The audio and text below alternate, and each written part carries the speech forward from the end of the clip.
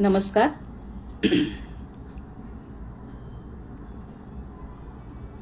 सगळ्यात पहिल्यांदा संभवामी युगे युगे या ग्रुपच्या ॲडमिनचे मी आभार मानते आणि सगळ्या ऐकणाऱ्या श्रोत्यांचे सुद्धा मी सगळ्यात पहिल्यांदा आभार मानते.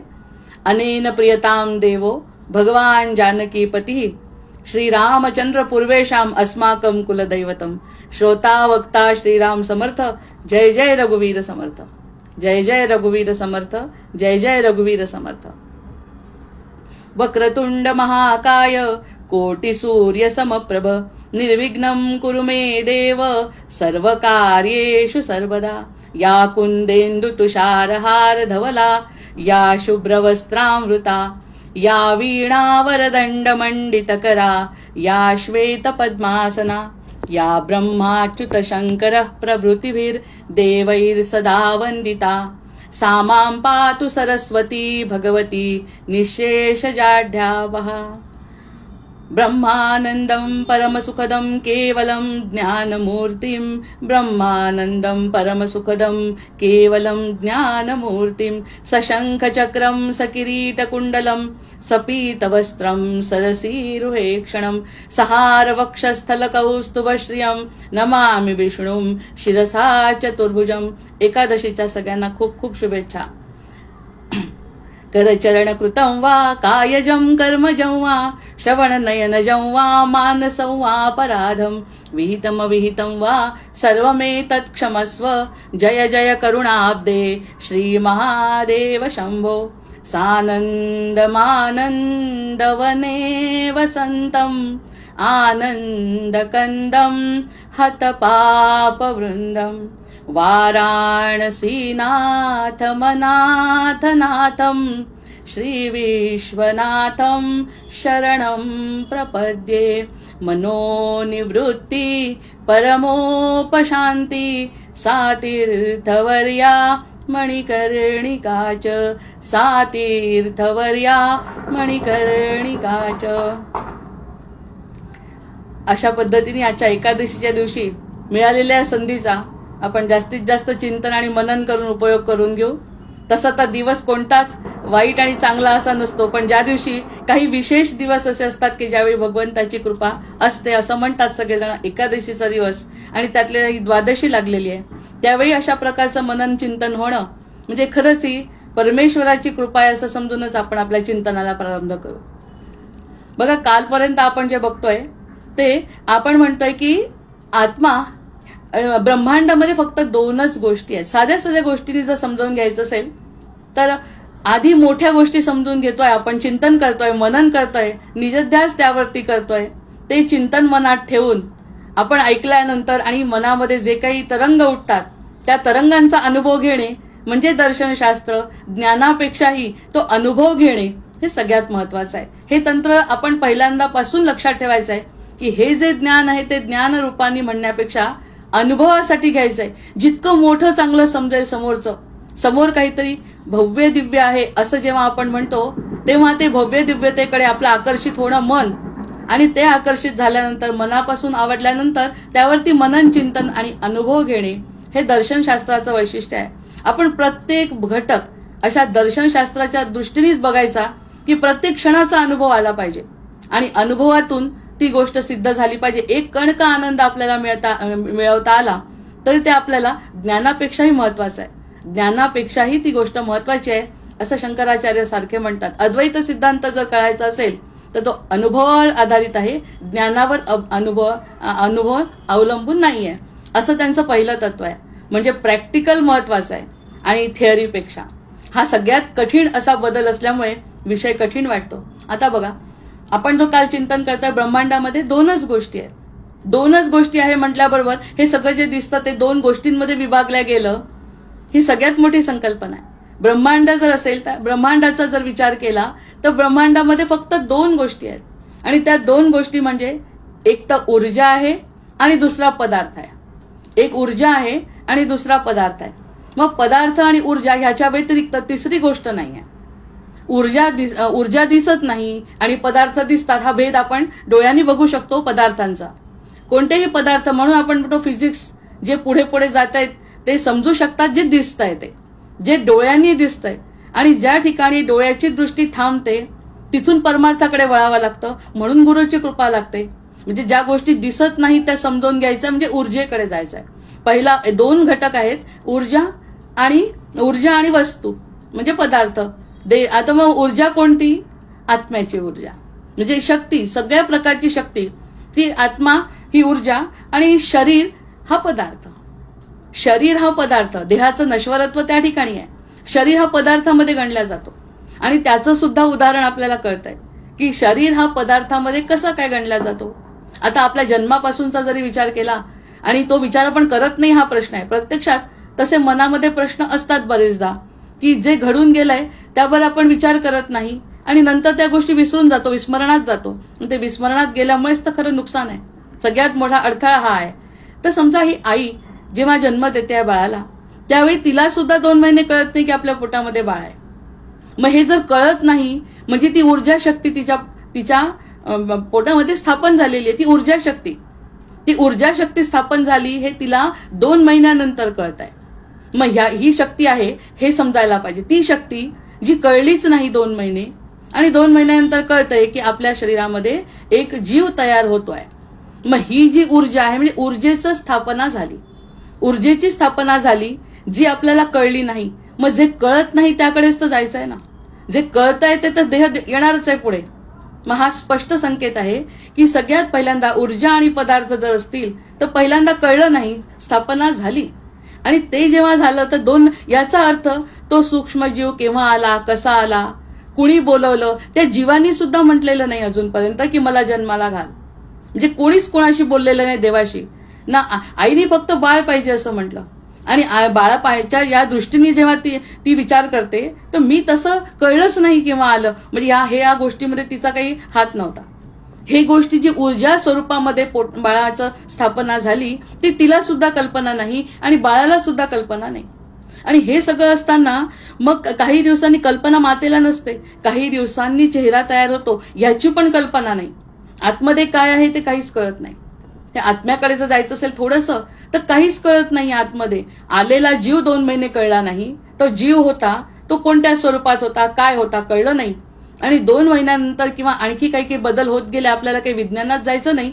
पण जेव्हा त्याचा चेहरा तयार होतो, त्याचा चेहरा आतमध्ये तयार होतो, त्यानंतर त्याचे 2 हात 2 पाय तयार होतात आतमध्ये, तेव्हा म्हणे तो हात जोडून प्रार्थना करतो आईच्या गर्भामध्ये, मला त्रास होतोय. आई त्याला समजत नसतं, आपल्याला हे काहीच गोष्टी माहिती नाही आतमध्ये काय घडतंय. हे सगळ्या संतांनी तर सांगितलंय आणि ज्ञानामध्ये पण सुद्धा त्यांनी सांगितलंय की कसं कसं घडतंय.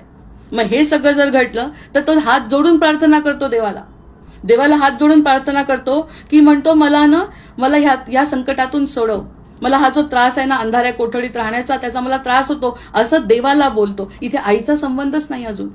म्हणजे या जीवाचा आईशी अजून संबंध नसताना त्याचा कोणाशी संबंध होता असं आपण पुढे शास्त्रांनी सिद्ध करणार आहे की हा जो संबंध आहे त्याचा आत्म्याशी होता. कारण आत्म्याचा तो अंश म्हणून 2 महिन्यापूर्वी पोटामध्ये प्रस्थापित झाल्या. मग प्रस्थापित झाल्यानंतर काही दिवसांनी जेव्हा आतमध्येच त्याची वाढ होते आणि वाढ झाल्यानंतर मग तो देवाला म्हणतो, देवा मला खूप त्रास होतोय. आणि त्या गर्भवासाच्या यातना वगैरे हे सगळं आपल्याला नंतर आपण विसरलेलो आहे प्रत्यक्षात आपल्याला जो त्रास झाला. पण तो त्रास जर ज्ञानाने समोर आणला आणि त्याने सांगितलं असा असा त्रास तू भोगलाय बरं, मग हा भोगत असताना तो जीव काय म्हणतो म्हणे देवाला की आता मला एकदा मिळालाय गर्भवास, कसा मिळाला माझ्या प्रारब्धामुळे तो काही बोलत नाही, पण आता जे काही मला मिळालं ना तर मी तुला आता वचन देतो देवाला की मी स्वहित करीन. हे वचन देतोय देवाला की मी स्वहित करीन. स्वहित म्हणजे परमार्थ करीन आणि मी खरा कोण आहे हे ओळखायचा प्रयत्न करीन, जो त्या 2 महिन्यामध्ये मला माझा जो स्वभाव होता त्या स्वभावाला ओळखण्याचा प्रयत्न करीन. 2 महिन्यानंतर जे काही घडलंय हे पंचमहाभूतांपासून ज्या शरीराने घेतलंय आणि त्या शरीरातून त्या दुसऱ्या शरीराची उत्पत्ती या 2 महिन्यानंतर जेव्हा झाली त्यानंतरच्या त्या गोष्टी वेगळ्या.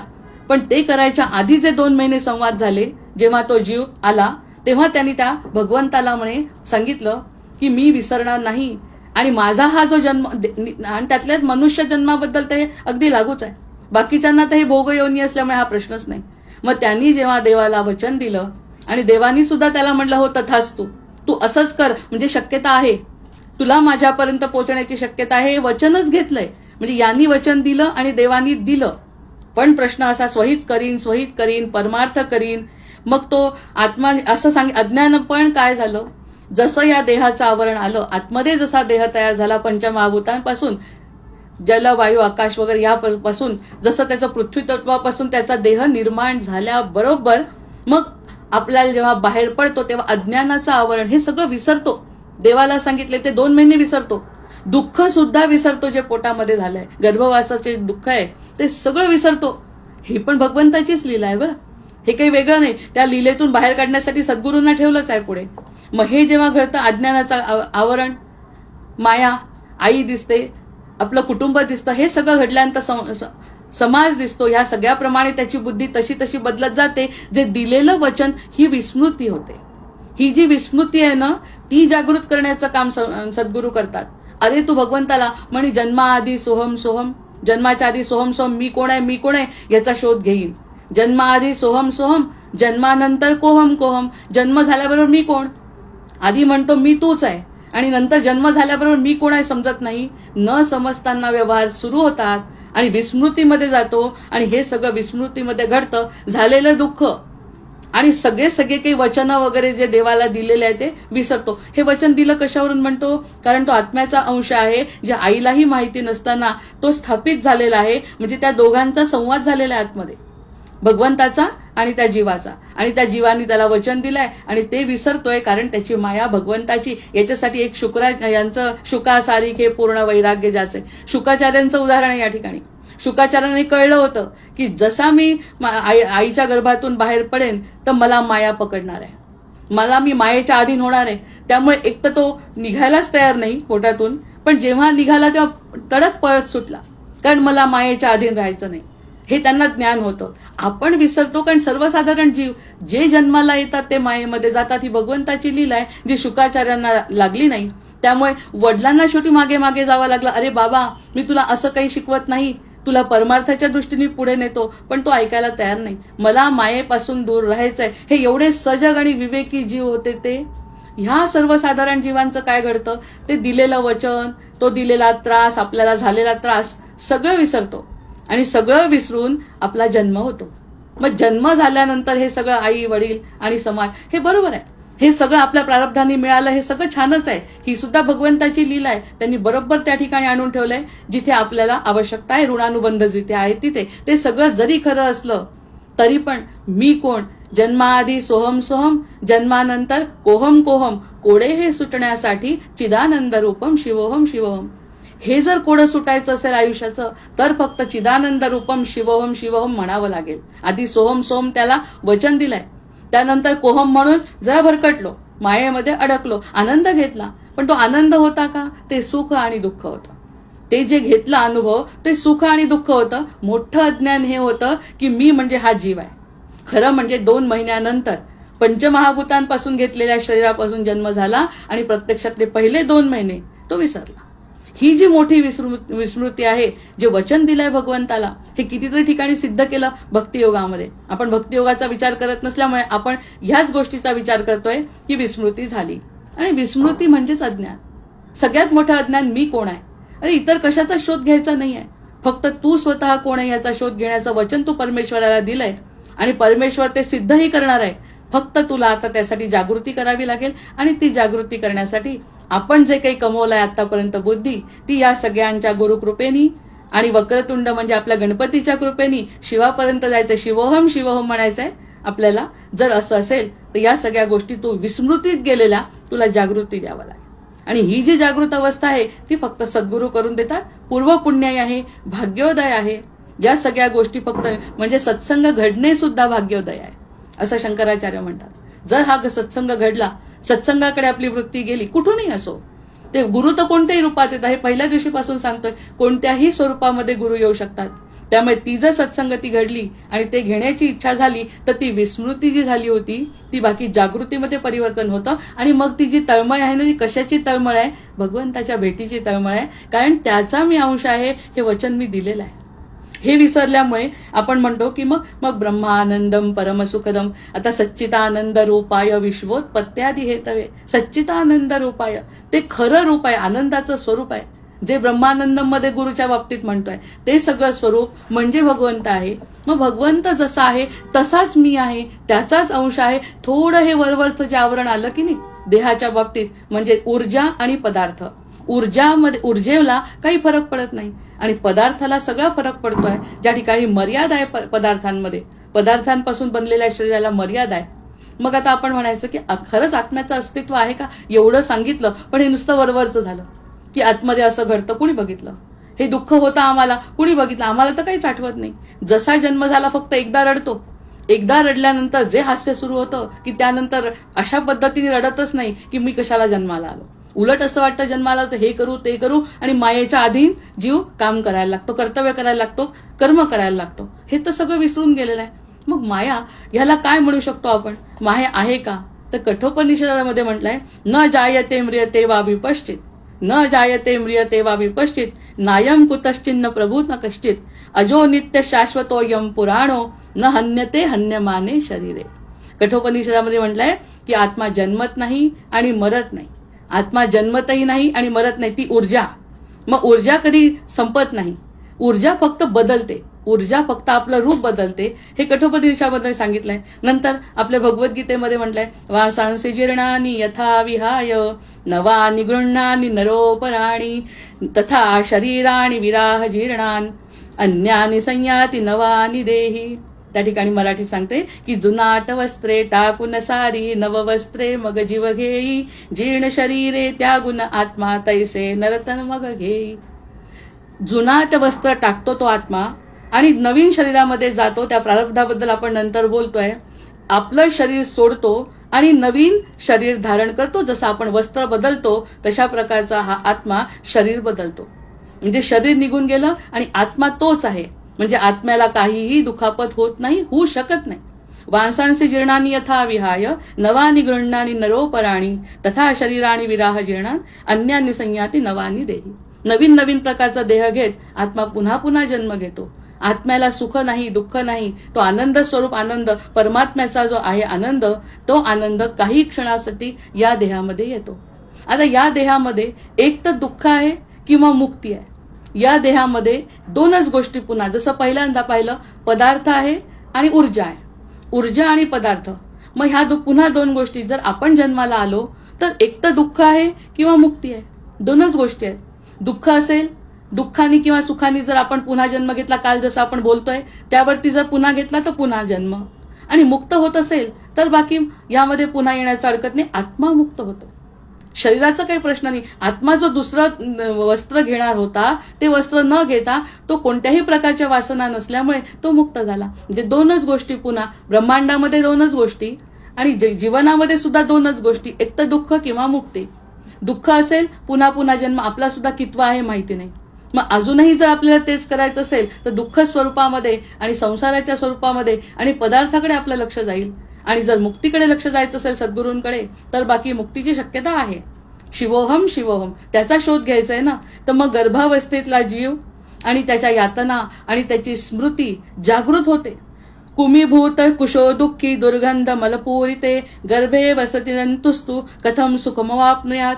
म्हणजे गर्भामध्ये जो काही क्लेश त्याला झाला तो आपण विसरलो, बरं झालं आठवण करून दिली असं म्हणायचं संतांनी, की आपण तर पूर्णपणे विसरलो. जीवनामध्ये आनंद घ्यायला सुरुवात केली. प्रत्यक्षात ही घटना आपल्या जीवनात घडली हे माहिती नव्हतं. हे त्यांनी सप्रमाण पटवलं आणि त्यांनी सांगितलं इतका त्रास झाला आणि तेव्हा तू भगवंताला वचन दिलाय ना, तर मग जे गर्भातला जीव क्लेश वेदना याद करत करत आला, पुन्हा असाच गर्भवास पाहिजे का?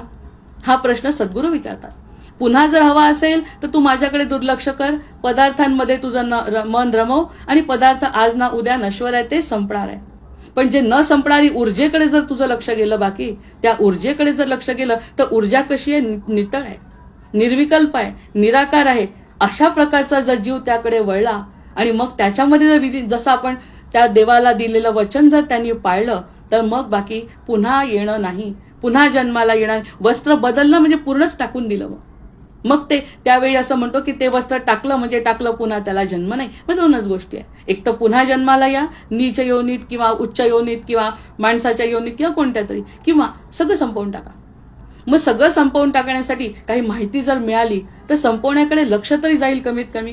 मग आता त्या ठिकाणी स्मरण बुही जन्मानी नाना यो निषजायते तमो दुःखे न महता विस्मृतीन याति मायया. म्हणजे गर्भामध्ये पूर्वजन्म स्मृती असते, पण जन्मानंतर माया विस्मृती घालवते. जन्माल्याबरोबर हेच खरं वाटायला लागतं जे दिसतंय ते, जे डोळ्यांनी दिसतं. आणि दर्शनशास्त्रामध्ये पहिल्या दिवशीपासून आपण म्हणतोय जे डोळ्यांनी दिसत नाही पण आत्म्याला जाणवतं, आत्मतून आनंद होतो, असं जर काही दर्शन झालं गणपतीचं म्हणा आणि या सगळ्या उपासनेचं, तर त्याला खरंय. दिसणारं तर आपण आतापर्यंत बघतच होतो. त्या दिसण्याच्या पलीकडे काहीतरी आहे जी पूर्वस्मृती जागृत केली. म्हणजे नको ती गोष्ट, आपल्याला माहिती नसलेली गोष्ट जर कळली तर हे खरं ज्ञान आहे. मग हे जर ज्ञान झालं तर नुसतं कळून नाही फायदा. कळल्यानंतर मग सद्गुरूंना शरण जायचं आणि सद्गुरूंना सांगायचं की खरंच आता दोनपैकी एक गोष्ट ठरवायची इच्छा आहे. एक जी गोष्ट आहे पदार्थांकडे जाण्याची आता वृत्ती नाही, कारण पदार्थ शाश्वत सुख देऊ शकत नाही, मला काहीतरी वेगळं पाहिजे आणि क्षणाक्षणाची मुक्ती मला पाहिजे, याच क्षणी मला शांत वाटलं पाहिजे. म्हणून आपण म्हणतो की ही जी निवृत्ती आहे मनाची ती होण्यासाठी सद्गुरूंची कृपा लागते. मग त्यांना वचन विसरतो, भगवंताला दिलेलं जर वचन, तर मग त्याला सांगितलेलं असतं आपण की मी परमार्थ करीन, मी माझा स्वतःचा विचार करीन. आणि मी माझा स्वतःचा विचार करीन म्हणजे त्यासोबत अनेकांचा विचार होतो. ज्यावेळी आपण स्वतःचा साधा स्वार्थ पाहतो तेव्हा कुणाचाच विचार करत नाही, फक्त आपला स्वतःचा आणि आपल्या स्वतःच्या बुद्धीचा विचार करतो. पण जेव्हा स्वधर्म म्हणतात भगवंत, त्यावेळी स्वधर्म जेव्हा करायचा प्रयत्न करतो, आपला तर उद्धार होतोच, 40 पिढ्यांचा उद्धार होतो म्हणतात. आता यावरती विश्वास ठेवायला पाहिजे, नुसता स्वतःचाच नाही. इथे तर पाहिलं तर स्वतःच दुःख संपत नाही, आपल्या स्वतःचे दुःख एकामागे एक, सुख असो का दुःख असो, न टिकणाऱ्या गोष्टी समोर येतच असतात. पण या न टिकणाऱ्या गोष्टींकडे जर सोडलं तर शाश्वत सुखाची प्राप्ती होणार असेल. तर मग त्यांनी म्हटलं की भागवतामध्ये सुद्धा म्हटलं की परमार्थ करीन असं जर म्हटलं ना, तत्रोपविष्टो भगवान कर्मणा बद्धचेतनः ईशम शरणमापन्न सुवित विविधैस्तवै. म्हणजे गर्भातला जो जीव आहे तो ईश्वराशी शरणागती होतो, हे भागवतामध्ये सुद्धा सांगितलंय. म्हणजे या सगळ्या सांगितल्यामुळे जरा पटेल, कारण आपण आत्म्याला थोडं दूर ठेवलं होतं काल, आपण देहाबद्दल बोलतोय, पण आत्मा इतका गोड आहे. आणि ज्या आत्म्याचा भगवंताशी सरळ सरळ संबंध आहे, भगवंताशी सरळ संबंध आहे, म्हणजे परमपिता आपला आहे. बाकी सगळ्या गोष्टी तर आहेतच, पण ह्या असतील केव्हा, जेव्हा तो माझा असेल. हे जेव्हा कळलं, विसरलेली गोष्ट. कारण गर्भामध्ये म्हणे एकमेकांशी बोलणं झालंय, सोहम सोहम सांगितलंय, तू म्हणजे मी, मी म्हणजे तू. हा महत्वाचा अद्वैतचा सिद्धांत गर्भातच आपल्याला सांगितलाय. मग हे सगळं सांगितल्यानंतर विस्मृती होते, प्रारब्धाप्रमाणे जे काही समोर सुख दुःख येतं त्यामुळे विस्मृती होते. पण पुन्हा जर ही गोष्ट समजली, सद्गुरूंच्या कृपेने आमचं आकर्षण त्या ठिकाणी झालं, तर मग गर्भातला जीव ईश्वराशी शरण जातो. ईश्वराला शरण म्हणजे सद्गुरूंना शरण. आणि मग सद्गुरूंना सांगतो, तुम्हाला जसं करायचं तसं करून घ्या, मी आता तुम्हाला शरण जातो. मानावा राम सर्वदा करता, जे माझ्या समोर येईल ते फक्त प्रारब्धाचा खेळ आहे, प्रत्यक्षामध्ये मला यात अडकायचं नाही. मला कोणत्याही प्रकारचा आता चिंता करायची नाही आहे. चिंता न करता समोर येणाऱ्या गोष्टी जर मला करायच्या, तर पदार्थापासून मन निघून आपलं ऊर्जेकडे लक्ष जातं. आणि ऊर्जा कशी असते, ऊर्जा सतेज आणि सतत सतत असते, ताजीतवानी. मग हे अमरत्व कशाला म्हणतात, की जर देहाला सुद्धा फरक पडला, की इकडे आपला म्हणतो देह नाशिवंत आहे, पण मन जर सशक्त असेल, बल जर मिळालं असेल मनाला, चित्ताला, आणि अहंकार जर त्यापणे शरणागती असेल, तर चित्तातून सुद्धा आणि शरीरातून सुद्धा तो प्रगट होतो. जे शरीर आता म्हणतो आपण की निघून जाणार आहे, पण त्या शरीराला सुद्धा एक प्रकारचं ऊर्जा आणि बल मिळतं. जे थकलेलं शरीर आहे ते सुद्धा आनंदाने राहू लागतं, हे सपोर्ट करतं. हे जे आपला देह आहे तो त्याला सपोर्ट करतो, कारण मुळात आतून आनंद बाहेर आलेला आहे. मग ह्या आनंदाची प्राप्ती, ऊर्जेची प्राप्ती करायची असेल तर या पदार्थांकडे थोडंसं दुर्लक्ष करणं, मनोनिवृत्ती, परमोपशांती. आपल्याला जायचं आहे महाशिवरात्रीपर्यंत, शिवाच्यापर्यंत. त्यामुळे या शिवापर्यंत जाण्यासाठी तो आनंदाचा मार्ग कोणता हे तर कळायला पाहिजे आधी. पदार्थांमध्ये किती लक्ष द्यायचं. मग जी त्यावेळी 2 गोष्टी सांगितल्या, ती जी मरणाच्या वेळेसची जी अवस्था असते, मरणाचा आपण का विचार करतोय, मरण म्हणून नाही, पण ते मरण असताना त्या आधीच आपल्याला जर ते समजतं, या क्षणापासून ती मुक्ती सुरू होते, म्हणून मरणाबद्दल चर्चा. आणि शिवाचा मरणाशी संबंध आहे, प्रलयाचा कार्य आहे.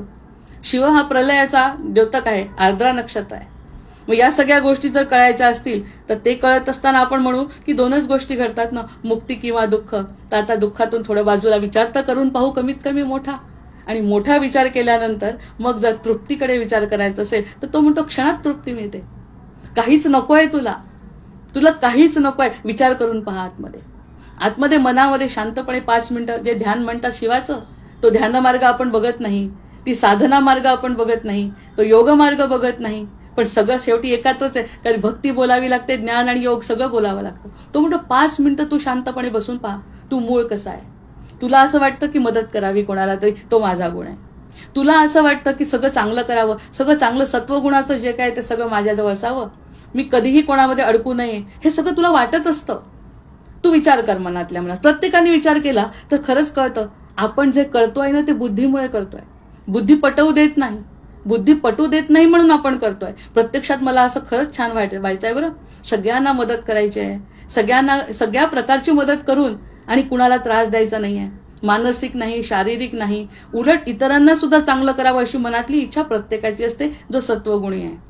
मग इतकं सगळं चांगलं असताना बुद्धीचं ऐकत होतं ना, थोडं बुद्धीला आणि मनाला बाजूला केलं तर बाकी मूळचं, मग त्या दिवसापासून त्या क्षणापासून आनंदाची सुरुवात होते म्हणतात.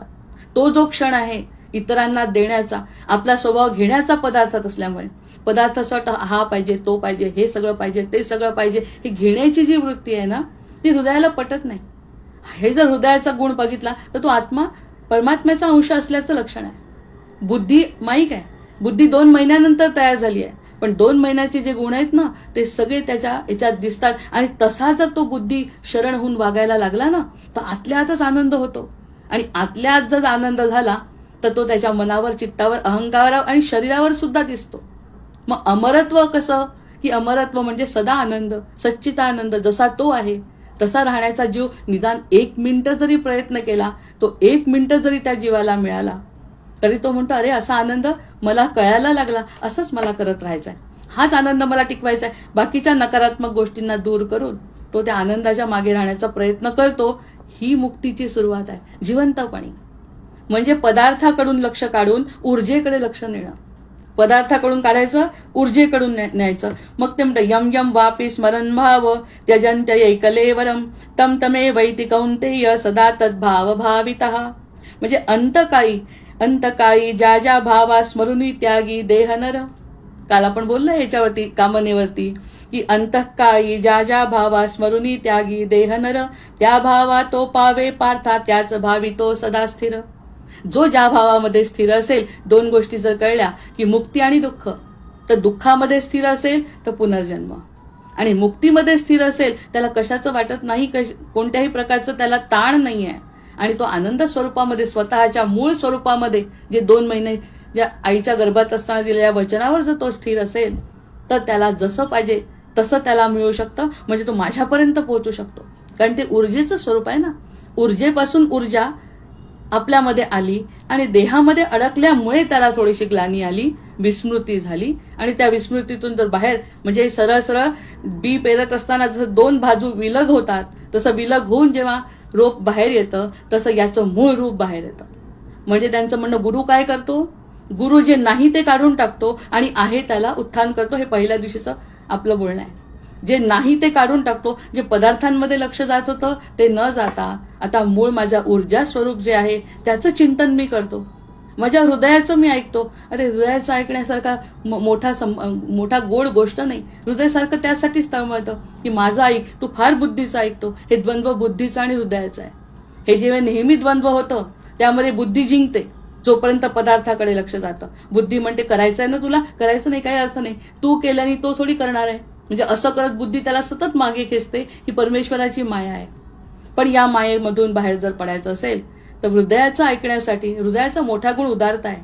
आणि ती उदारता, जे जे चांगलं आहे ते हृदयाजवळ आहे, जे जे चांगलं आहे. यासाठी एक अगदी साधा नियम आहे की आपण जेव्हा एखादी गोष्ट, एखादा व्यक्ती जेव्हा अगदी शेवटच्या स्टेजला असतो आणि तो ब्रेन डेड झाला, त्याला समजत काहीच नाही, आणि त्यावेळी जर त्याला ऍडमिट केलं दवाखान्यामध्ये तर डॉक्टर म्हणतात ब्रेन डेड आहे पण त्याला नेऊ शकत नाही, हा गेलेला नाही. असा तो महिना नाही ना, 2-2 महिने सुद्धा राहू शकतो. 2 महिने, 6 महिने, कितीतरी दिवस राहू शकतो तो कोमात गेल्यासारखा, की ब्रेन डेड आहे, बुद्धी काम करत नाही, मन बुद्धी काम करत नाही. म्हणजे चित्ताचा तर प्रश्नच नाही. या 3 गोष्टी असतात, किती दिवस लागतील सांगता येत नाही म्हणतात. म्हणजे त्याला मृत घोषित करत नाही. ब्रेन डेड असून सुद्धा, आणि इकडे हृदयाचा एक ठोका जरी चुकला तरी त्याला इमिजिएटली सांगतात की हा गेलाय. मग महत्व हृदयाला आहे का बुद्धीला आहे? महत्व मेंदूला आहे का हृदयाला आहे हे कळायला पाहिजे आधी. मग इतकं महत्व आहे आपल्या हृदयाला आणि त्याचंच आपण ऐकत नाही असं गुरु सांगतात. गुरु म्हणतात अरे हृदय सांगताय ना आतून तुला काहीतरी वेगळं, मग ते जर तू केलं तर ऊर्जेकडे गेला, वर गेला. आणि जर तू वर गेला असं म्हणायचं असेल तर तुला आतल्या हृदयाचं ऐकावं लागेल, जे सारखं सांगत असतं धडधड करत. आणि कोणत्या क्षणी त्याची धडधड थांबेल सांगता येत नाही. माझं आणि त्याचं ठरलेलं आहे आधीच. जे सांगितलेलं पूर्ण केलं नाही ना तर मला पुन्हा जन्माला यावं लागेल बरं. हे मी तुला आताच सांगितलं 4-5 भागवतातल्या, गीतेतल्या आणि कठोपनिषदल्या आणि शंकराचार्यांच्या गोष्टींवरून सांगितलंय ना. मग दिना आता तरी ऊर्जेकडे, माझ्याकडे बघ, हृदयाकडे. मी जर गेलो, माझी धडकन जर थांबली तर तुला एका क्षणामध्ये आडवं व्हावं लागेल. त्यापेक्षा माझं जे मूळ रूप आहे उदारता आणि सगळे चांगले गुण, सच्चिदानंद हृदयाचा गुण आहे, विचार करून पाहिलं ना खरंच कळतं आपलं हृदय तसंच आहे.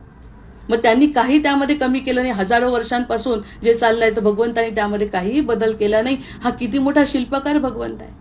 मग त्याची जाणीव जेव्हा आत्म्याला होते, आत्म्याला तर असतेच, जीवाला जेव्हा होते तो म्हणतो मला आता पदार्थांकडे बघायचं नाही, आता मला जे काही बघायचं आहे ते माझ्या ऊर्जा स्वरूप. मग ऊर्जा आपल्यामध्ये आल्यानंतर ऊर्जा जितकी जास्त तितकं शरीर सुद्धा ताजतवानं होतं, आणि जितकी ऊर्जा कमी तितकं शरीर सुद्धा थकतं. हा सगळा असाच नियम आहे. मग हे सगळं कळल्यानंतर मग आपल्याला लक्षात येतं की हृदयाकडे लक्ष देणं म्हणजे हृदयाने दिलेलं वचन आहे. आणि ते हृदय म्हणजे भगवंताचं स्वरूप. आपल्यामध्ये भगवंत हृदयस्थ आहे, दुसरीकडे कुठे नाही. दुसरीकडे जो आहे तो व्यापक स्वरूपात आहे, पण आमच्याजवळ सुद्धा तोच बसलाय. असं जेव्हा त्याला वेगवेगळ्या स्वरूपाने पटवलं मग बाकी ती बुद्धी म्हणते आता मी हरली. माझ्याच हृदयासमोर माझी बुद्धी हरली म्हटल्यावर हृदय हसायला लागतं. हसल्यावर अरे माझा विजय झाला. हृदयाचा हा विजयी शेवट अपूर्व संघर्षाचा. हा जो हृदयाचा शेवट आहे, किती वर्षांपासून, किती जन्मांपासून चालू आहे की माझं ऐक, माझं ऐक, माझं ऐक, आतमध्येच बसून तरी ऐकत नाही बुद्धी. कारण मायेचा पगडा. भगवंत घेतात ना परीक्षा, हा निदान शेवटचा असावा असं शंकराचार्यांच्या कृपेने आपण म्हणायचं. आणि त्या हृदयाला जिंकल्याचा आनंद झाला. हृदय जर आनंदी असेल, तो श्वासोश्वास जर उत्तम होत असेल, खुश असेल, शांती असेल, तर ती शांती म्हणजेच आपलं मनोनिवृत्ती परमोपशांती सा तीर्थवर्या मणिकर्णिकाच. ते तीर्थ आपल्यामध्ये आपण घेऊन ते अतिशय अंतःकरण शुद्ध झालेलं जे आहे ते असं अंतःकरण शुद्ध झालेलं आपण आपल्या स्वतःला समर्पित करायचं. इतरांचा काही संबंध नाही. हे वचन आपणच परमात्म्याला दिलंय हे आपण विसरलो होतो. हे वेगवेगळ्या उदाहरणांवरून सांगितलं गेलंय. आणि त्यावरही जर विश्वास नसेल ठेवायचा तर पुनरपि जननम पुनरपि मरणम चालू द्यावा. त्यात काही फरक पडत नाही जोपर्यंत तुमची इच्छा नाही. आणि आमचा हिंदू धर्म तर असा आहे, जेव्हा तुमची इच्छा असेल तेव्हा करा. नास्तिक असाल तरी चालेल, आस्तिक असाल तरी चालेल, काही झालं, पण शेवटी तुम्हाला हे सगळं केल्याशिवाय मुक्ती नाही. तुमचे कर्म फेडल्याशिवाय तुम्हाला मुक्ती नाही. आणि मी माझा कर्मच संपवणार आहे. आता मी जे करते ते सगळं अर्पण केल्यानंतर ती गोष्ट माझ्याला राहिलीच कुठे शिल्लक, आणि राहिली नाही म्हणजे आनंद आहे. हे हृदयाचा आनंद. हृदयाला काहीच नको असतं. हा अनुभव आपण स्वतःनी जरी घेतला तरी कळतं अरे हृदयाला खरंच काही न, तो देण्याच्या तयारीत असतो सतत. हे जेव्हा निरपेक्षपणे हृदयाचं ऐकायला लागतो तो जीव आनंदी होतो आणि तो परमात्म्याचा अंश म्हणून या समाजामध्ये सुद्धा मान मिळवू शकतो. जे पदार्थांनी मिळत नाही ते ऊर्जेतून मिळतं. ऊर्जा आणि पदार्थामधला हा सगळ्यात मोठा नियम.